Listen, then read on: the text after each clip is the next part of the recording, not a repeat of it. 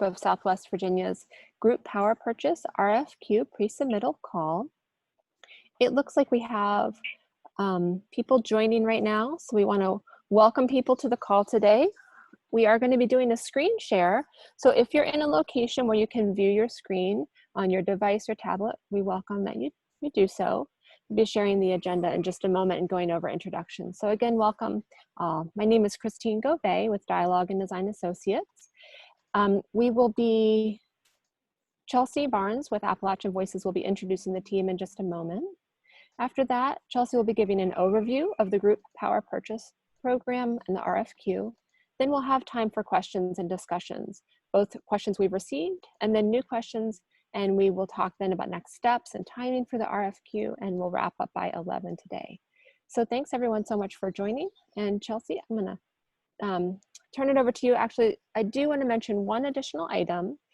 As people have questions, we invite you to introduce yourself when you have a question or comment. We won't be doing full introductions at the beginning, but when we get to the introduction time, we invite you to do that. So again, thanks everyone for joining, and Chelsea, I'll turn it over to you. Thanks, Christine, and thanks everyone for joining us today. This RFQ and this meeting is being put on by the Solar Workgroup of Southwest Virginia. The Solar Workgroup is co-convened by Appalachian Voices, the University of Virginia College of Wise, and People Incorporated. The workgroup has a planning team that consists of representatives of those same entities I just mentioned, as well as the Virginia Department of Mines, Minerals, and Energy, Pale Blue Dot, the Southern Environmental Law Center, and with facilitation from Dialogue and Design from Christine.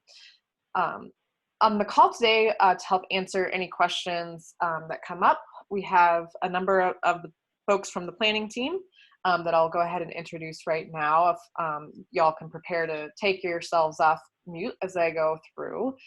First, we have Mark Mormons from People Inc., who, in addition to being a co-convener, has had buildings in the first two commercial scale solar group purchase programs that were conducted by the Solar Work Group. So Mark, do you want to introduce yourself or say hi real quick? Hey, everybody. Yeah, that's it. That's Mark. All right, next up we have Ted Redmond from Pale Blue Dot, who's an architect and consultant and has provided technical assistance to many other groups in addition to ours through the National Renewable Energy Laboratory solar programs. Ted, are you with us? I am. Hi, everybody. Good to be here. Hey, thanks, Ted. And I'm not sure if we have Nick from DMME. I don't see him. Doing a quick check and I don't see him, but if you're Nick, if you're on, send us a chat and we'll try to unmute you. But Nick joins us from Department of Mines, Minerals, and Energy from their energy team. Next, we have Hannah Coman, who is the staff attorney with the Southern Environmental Law Center, an expert on Virginia solar policy. Hannah, can you say hi real quick? Yeah, hi, this is Hannah. Can you hear me okay? Sure can. Great. Thanks so much.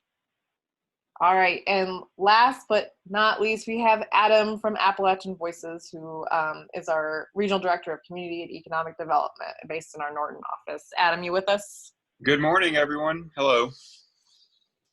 Thanks, Adam. Thank you.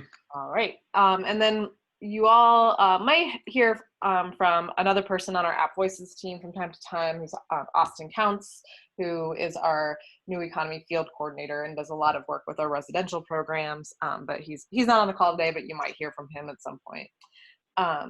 So before we launch into the specifics of the RFQ itself, we want to give folks a little bit of background about the work the Solar Work Group does, and a little bit about the region itself, so that you can have an understanding of the purpose and vision that the work group has for this RFQ and the commercial scale program.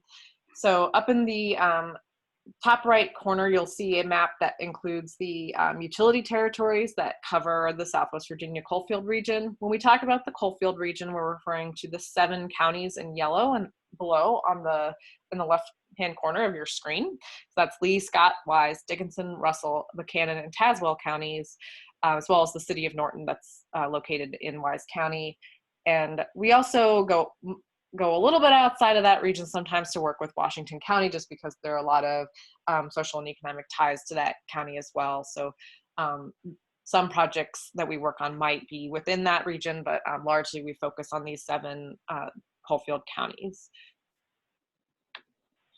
These counties all have coal seams and have economies historically heavily dependent on coal mining that has been declining in recent decades. So then in the top left corner of the slide, you'll see the 15 most populous towns and cities in our target area in the Southwest Virginia coalfield counties. The utilities that serve these areas are Appalachian Power in red, Kentucky Utilities, which is an IOU doing business as Old Dominion Power, serving about 30,000 customers in the region. Both of these IOUs serve rural populations and generally have declining loads, though Appalachian Power has been going up a little bit recently. They're often treated differently by lawmakers and regulators in terms of the programs that they're required to provide to customers, treated differently than Dominion, and both of these utilities have different kind of rules and regulations and programs compared to each other. Old Dominion Power especially is kind of special in the eyes of the law in Virginia because it doesn't have any generation assets in Virginia, so that's just a little bit of context there. In addition to these utilities, the next largest provider is Powell Valley Electric Cooperative, which is a TVA co-op, followed by Bristol Valley Utilities and Richlands, which is a very small municipal utility in Tazewell County that gets its power from AEP.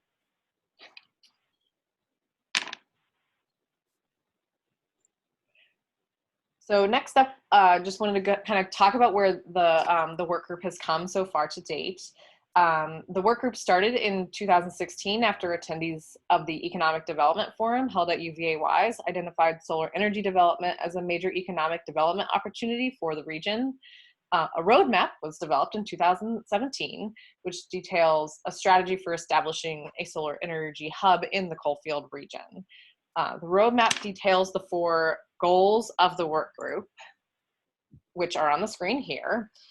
This RFQ primarily was developed to work on goal number 1, identifying and developing sites that are ideal for solar development, or sometimes we refer to as solar ambassador projects.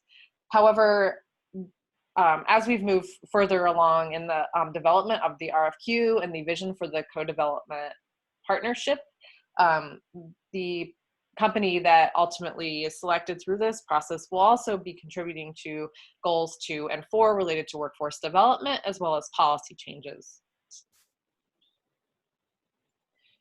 To date, the work group has done 2 RFPs for commercial scale solar group purchase programs, where the work group pre-identified project sites, working very closely with site owners in the communities to provide education on solar and provide preliminary site assessments to demonstrate to them the potential costs and savings. We worked with the site owners to select a solar developer. We had a kind of a group decision process to select the developer, and then go through and install the projects. The work group has continued to play a supportive role in project development after the developer was selected for both of the previous RFPs. Those RFPs were released in 2018 and 2019, and to date, none of the projects have been installed due to various policy and regulatory barriers, but many of these policy and regulatory barriers are have gone away now because we had a very successful legislative session in Virginia this year that expanded net metering caps, expanded the PPA pilot programs, and a number of other notable policy changes as well. These are detailed in the appendices provided with the RFQ and available on our website. So now that we have all these big policy wins and all the experience that we've gained through the first 2 RFPs, as well as the information that many developers provided through the RFI that we sent out a couple months ago, we have created a new vision for our commercial scale program going forward. The purpose of this RFQ is to select and enter into a co-development agreement with a solar development partner. With these partners, we will collaboratively identify, design, and develop cost-effective commercial scale solar and solar plus storage installations. We are very focused on commercial and industrial scale projects at this phase, but as a work group, we will continue to work on utility scale and residential projects, and there is potential that there will be some crossover with the ultimate co-development partner that we select in this process with utility scale and residential projects as well. We've identified very specific goals for this co-development partnership that are in line with the roadmap that we published a few years ago. We'd like to see more than 10 megawatts total of commercial scale solar installations in the Coalfield region by the end of 2023. This is not a commitment that we will bring 10 megawatts of projects to the co-developer, but more a goal for our work group that we see the co-development partner contributing to. Our goal is to create 15 new full-time solar-related jobs in both construction and not construction in Southwest Virginia by the end of 2023. And we also want this partnership to help contribute opportunities for entrepreneurship and small business development.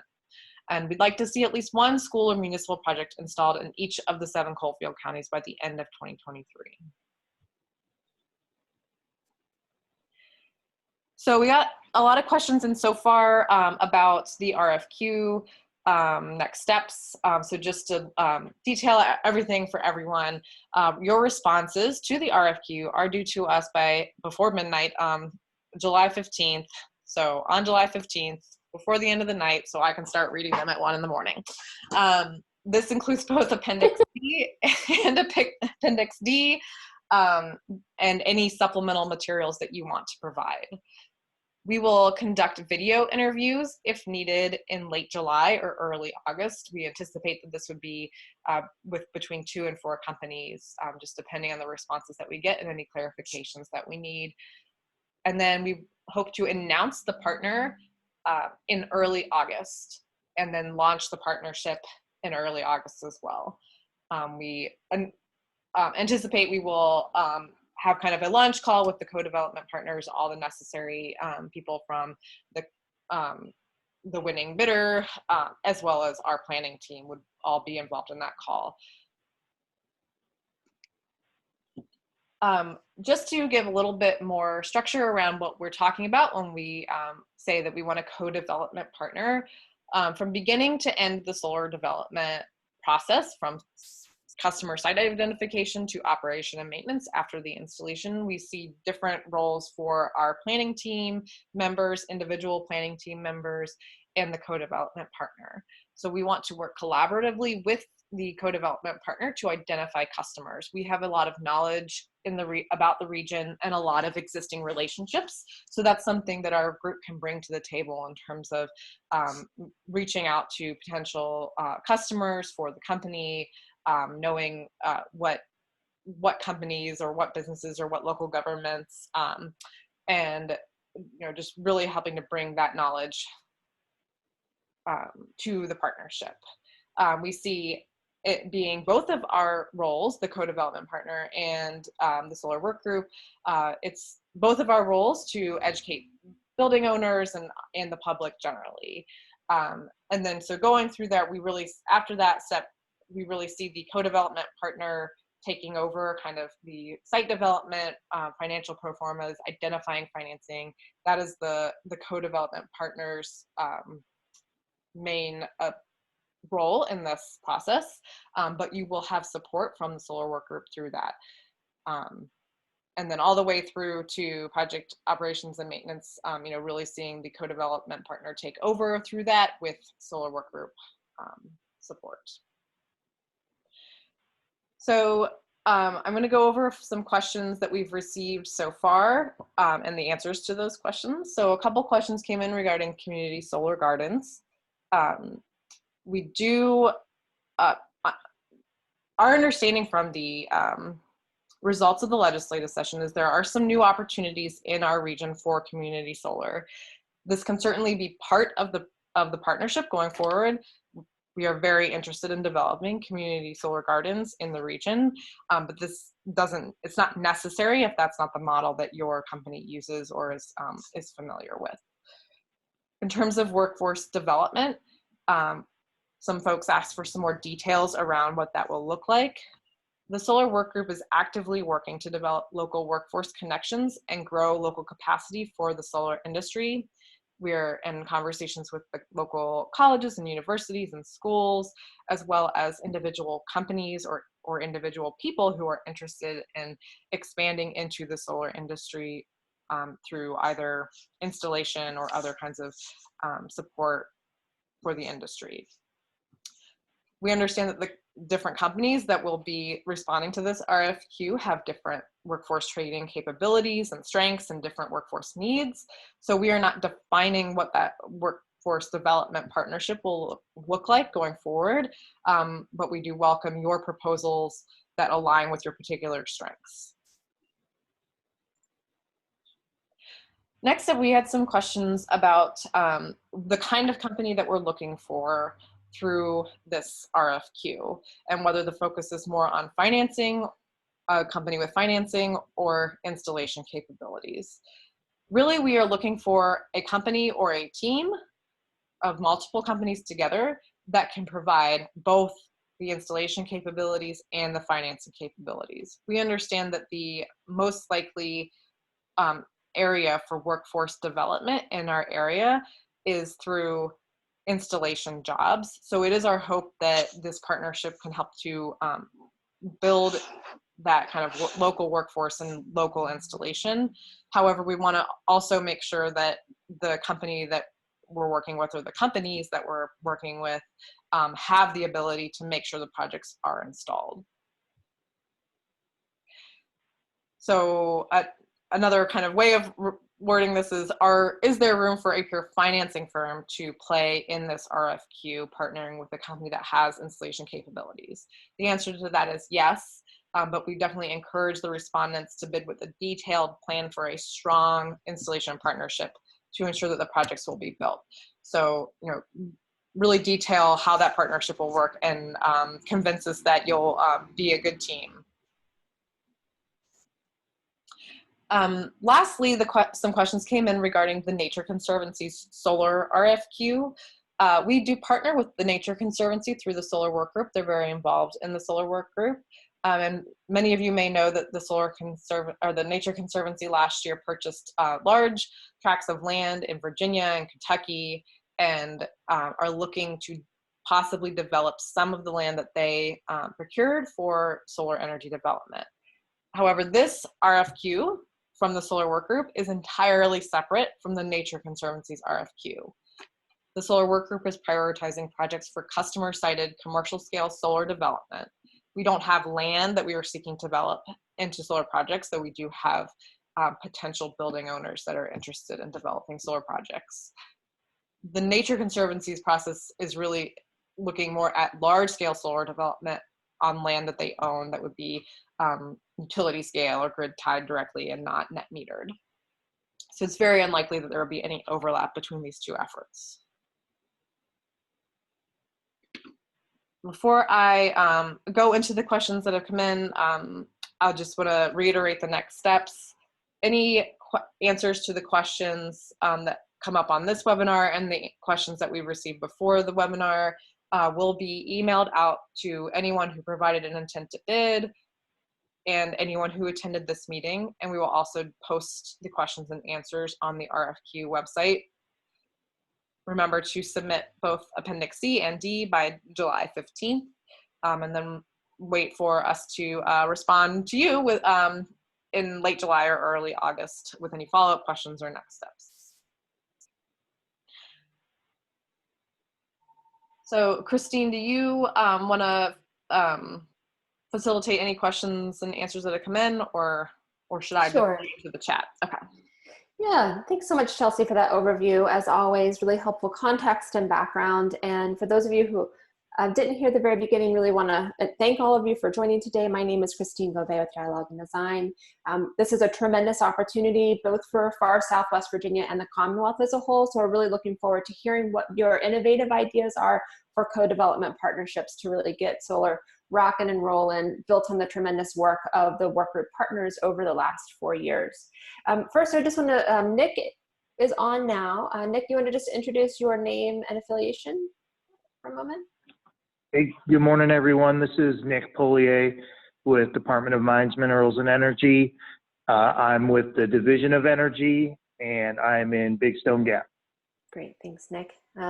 As always, there are technical glitches, so Nick had them joining. So by way of technology, the bottom of your Zoom bar, if you're not familiar with Zoom, most of you might be, but there is an opportunity to submit questions via the chat roll or Q&A on the bottom. And Chelsea, are participants able to, with this setup today, mute and unmute themselves, or will you need to unmute them? I think I have to unmute. Okay, great. And so participants will need to raise their hand, is that correct? Next to their name, what's the best way for people to indicate they'd like to ask a question today? I'm not sure if there's a hand raising function in here, so I think probably the best way to ask to be unmuted is just through the chat. Great. So there should be everyone should see a function on the bottom. You may have to click the more button to be able to see a chat. So feel free to, if you want to do any kind of brief introduction in that chat, just your name. If we don't see it, then feel free. For those of you who are joining by phone, we'll be welcoming questions in a few moments as well. Again, I just want to reiterate before we open it up to questions that we are very much looking for co-development partnerships to try new and innovative approaches and to seek opportunities to create jobs for the greatest economic benefit for residents in Southwest Virginia. Those are the clear marching orders from the work group members since the very beginning of the work group. And so that's the intent of this, and the multiple iterations that Chelsea discussed are for that end. So with that being said, we want to go ahead and open it up to questions that you may have about any element of the RFQ. If you were not aware of the RFI that we issued a few months ago and you have questions about background, we welcome that as well. But this would be the time that we're going to open it up now to each of you for questions that you might have about the RFQ. I don't see any yet in the chat roll, so I'm just going to wait a few minutes to see what questions you might have. Okay, great. It looks like Maggie Davison has asked if the presentation will be posted to the website as well. Chelsea? Yes, it will.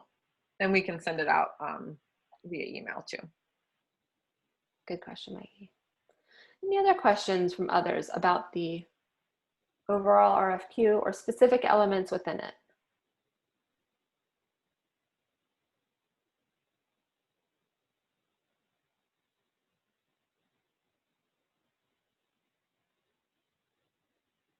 And how about folks joining by phone? Chelsea, are you able to unmute people who are joining by phone by chance, just to see if anyone has questions?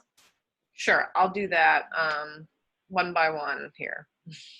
Great. So this is just technology, a little awkward. So anyone who's joining by phone, Chelsea, why don't you just say the number that you're unmuting, and we'll just see if there are any questions with people joining by phone. All right, I have unmuted the person with 281468 phone number. Any questions there? Sure, and she actually says you are. All right, I muted her. It sounded like she was already engaged in a conversation. All right, next up I'm going to unmute 410980.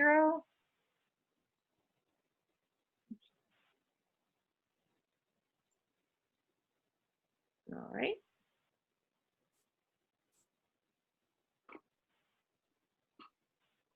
Let's keep going to the next person, perhaps. If you've been unmuted and you're on the phone, feel free to ask any questions if you have them. How about 781? All right. All right, is anyone who has joined the pre-submittal call today who's joining by phone, do you have any questions about the RFQ process?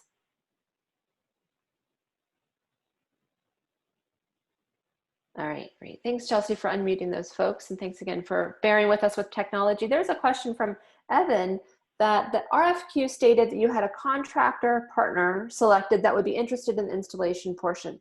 To what extent will the scopes of that contractor or local contractors and the selected team's installation capacity overlap? Chelsea, I'll turn that back to you, or unless you want to toss it to any of the other panelists today. Yeah, this might be one that Adam can add to. You know, the short answer is that we don't really know because we're not, and we don't know which partner we will be selecting through this process, and also the local contractors that we've been talking to. We don't have a full comprehensive understanding of what their skills and scopes of work are. So to be clear, we don't have any local installation companies at this time, but there is interest from existing contractors and some folks that will are interested in kind of breaking into the industry. So Adam, do you have anything to add to that? Yeah, just to reiterate that, there are solar, well, not even solar companies, contractors that are interested in getting into solar, but we're not trying to force a partnership. If one emerges as a result and everyone's agreeable, that's fine, but we're not trying to, they're there and if wanted and if it makes sense, but not trying to force that partnership to happen. Great, thanks Adam and Chelsea. Any additional questions? We also welcome questions about the highly textured landscape of utilities and rate design in Southwest Virginia as well, and the group can answer them to the best of our ability. There's a lot of research that different groups have looked at in the RFI response as well. Here's another question from Brian. Have winning developers from the previous RFQs already earmarked projects in the region which are planned to go forward when market conditions allow? Thanks, Brian, for that question. Chelsea, would you like to address that, or other panelists? Yeah, I can address that. So, for both RFP number 1 and RFP number 2, there are projects that are still pending. Now that PPA registrations have opened up more broadly in Virginia, there are a handful of projects that will now move forward. However, there are still a few other projects that aren't moving forward from those RFPs that we imagine will be available to the co-development partner in this RFP. So this basically coming from projects that didn't work out with that particular installer, either because of limitations from the financing that installer provides, or just other kind of timing issues that some of our building owners just weren't ready to move forward. So it's kind of up to those developers and the building owners about whether they will make their projects available again to the next co-development partner, or whether they will be trying to still work it out with the selected developer from the first RFPs. Thanks, Chelsea.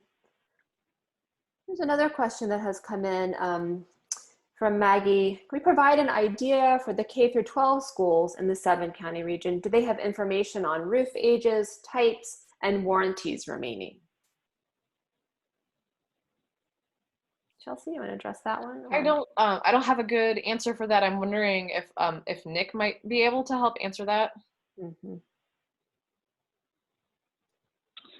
Yeah, the schools will have that. We don't have it, collected and on hand, but all of the schools have that information.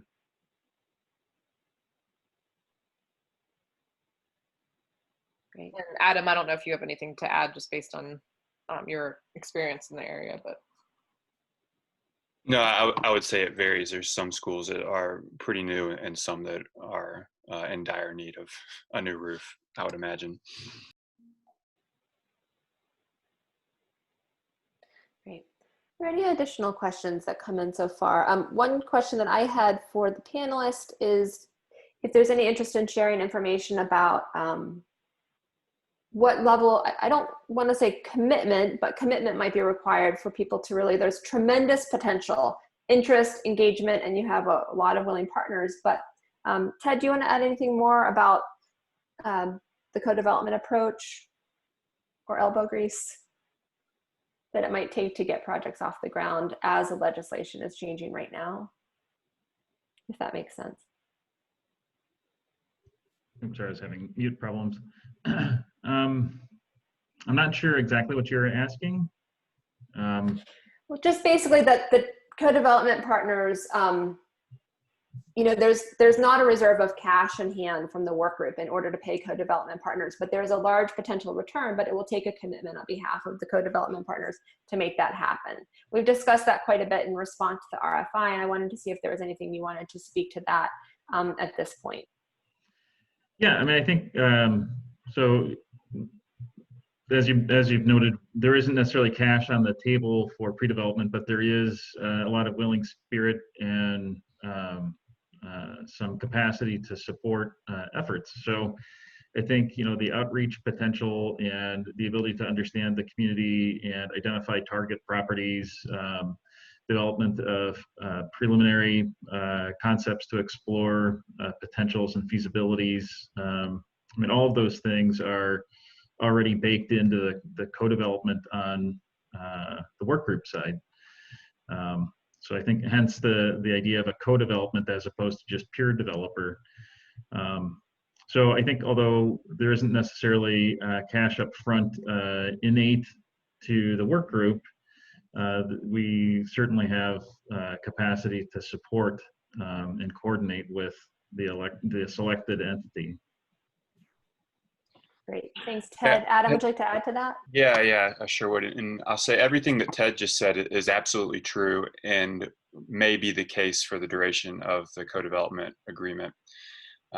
However, we have put in a grant application to the Appalachian Regional Commission's Power Program to set up a solar finance fund that would pay for the pre-development activities that Ted just listed to help facilitate projects just like the ones we're trying to do at community anchors that need just a little bit of nudge to pencil out.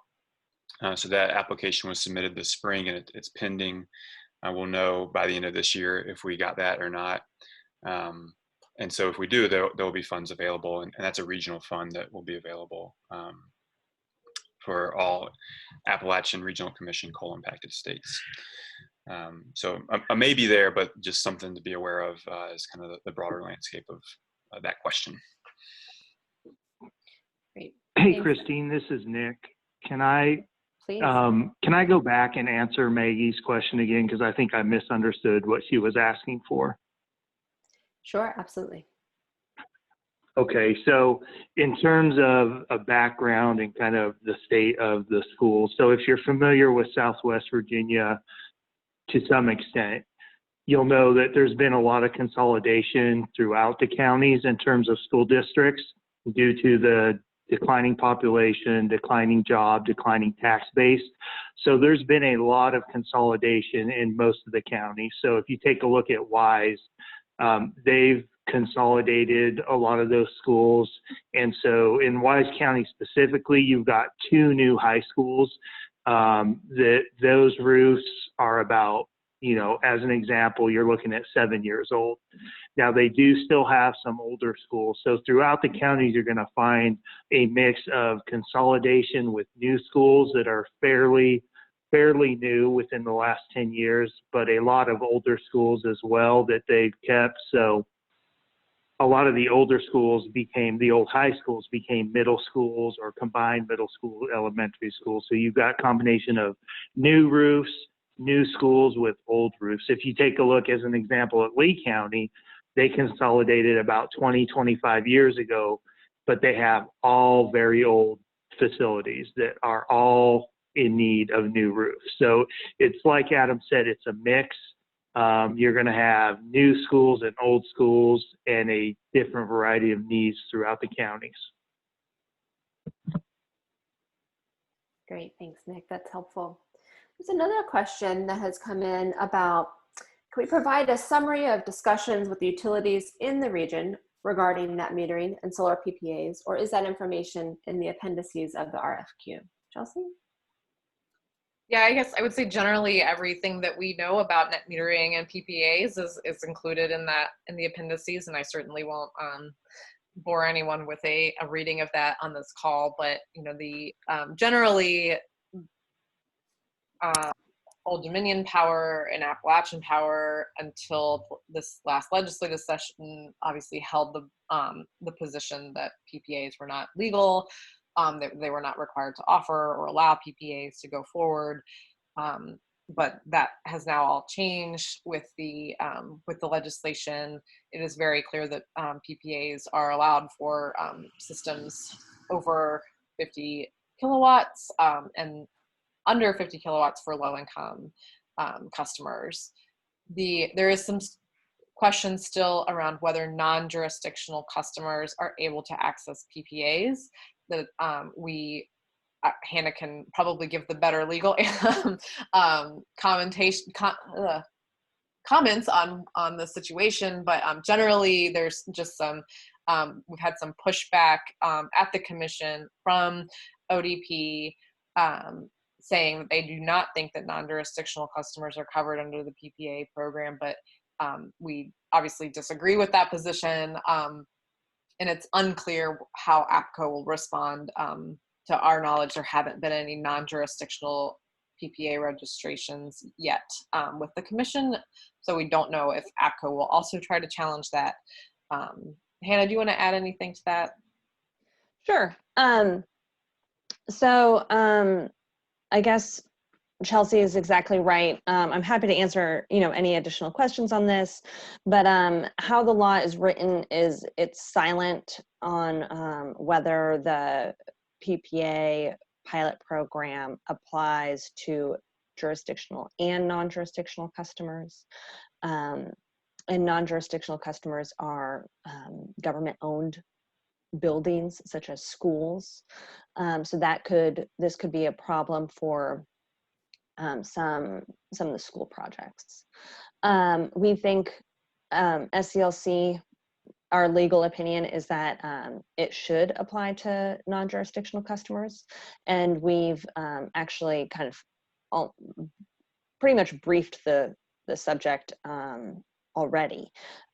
So we're hoping that if ODP or APCO objects to getting to a solar developer registering to do a PPA program for a school in that territory, we can then go before the commission and fight it there.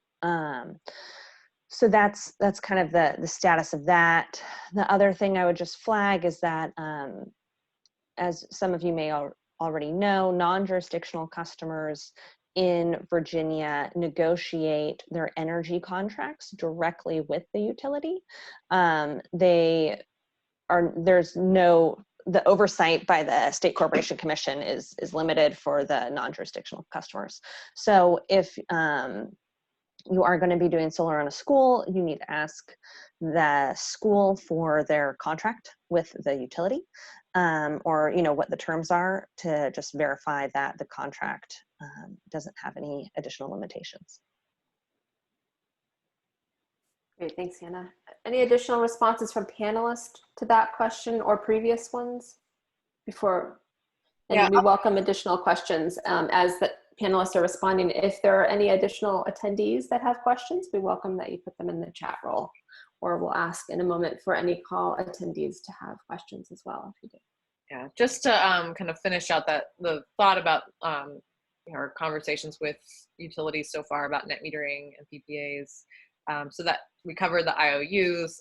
We have not really attempted any projects in the other 3 utility territories, but Bristol Valley, Richlands, or Powell Valley. Obviously, Powell Valley and Bristol are TVA, a TVA co-op and a TVA muni. So, you have to kind of work within the limitations of TVA solar programs there.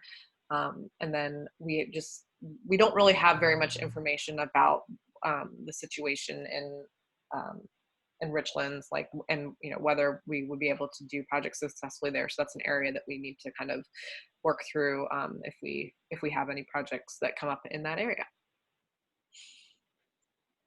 Thanks, Chelsea. Are there any additional panelist responses to the questions that have been submitted previously? Okay, we don't have any additional questions in the queue right now, so we're going to do one last call. Are there any questions from people joining by phone first?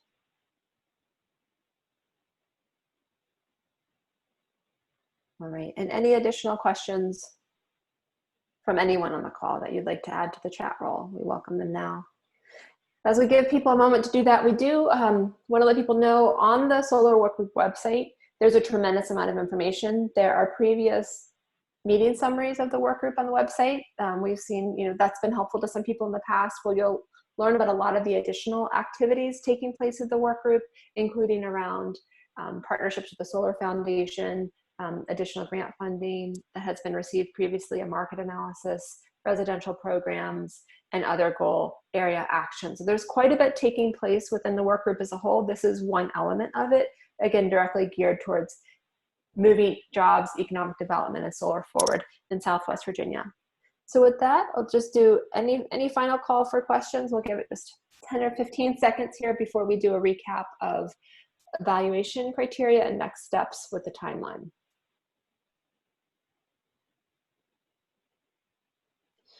Right, I don't see any additional questions. Chelsea, as we wrap up here, I know you'll be talking about the timeline. Will you talk a little bit about how decisions will be made with evaluation criteria and the timeline as we wrap up today? I'm not sure.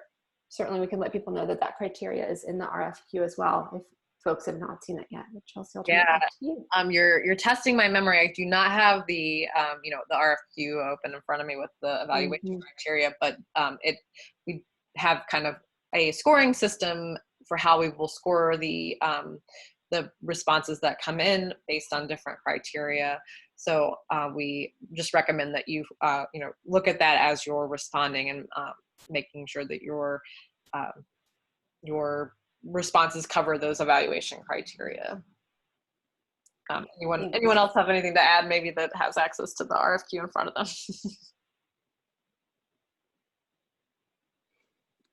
I think you've hit it, Chelsea. It's pretty clear in the RFQ. Adam, do you want to add anything else to that? No, I was just going to say it's clear. You did a good job, Chelsea, and it's in the RFQ, so folks can take a look at that. Great. All right, Chelsea, do you want to be willing to go back to the slide with the dates, please, with the responses, and we will wrap up our call today with the next steps for the RFQ and the timeline. And then we'll see if there are any final questions in just a moment. So Chelsea, back to you. Alrighty, yep. So responses are due on July 15th. We will do any video interviews necessary in late July or early August, and then hope to select and announce the partner in early August, and then launch the partnership by August 10th, or the week of August 10th. Great, which is exciting. That's just about 6 weeks from now, and again, tremendous opportunity. Are there any remarks from panelists that you'd like to add before we get ready to wrap up our call today? Any additional panelist feedback or comments? Yeah, it's Adam. I'll just say thanks to everyone for joining, and we're just really excited about making this work and figuring out how to do this with someone who's willing to bring creativity and energy and enthusiasm to the team. Great, thanks. There's one final question. Will there be a list of participants posted as well from this webinar, Chelsea? I don't know. We have not talked about whether or not we would share that with other attendees. I think we'll just quick check in. Yeah, the planning team will make a determination about that question. We appreciate it. The questions, however, will be shared. So if you have not, shared an intent to bid, then we welcome that as well. And again, note that response due date of July 15th to 11:59 p.m. So with that, we want to thank everyone for joining us today. Really excited about next steps moving forward. There's a lot of excitement from a lot of different people for solar in Southwest Virginia. So it's a really exciting time. Thanks for joining today, all. We hope you have a great rest of your day. Thanks again to the planning team for joining, and take care, everyone. Bye-bye.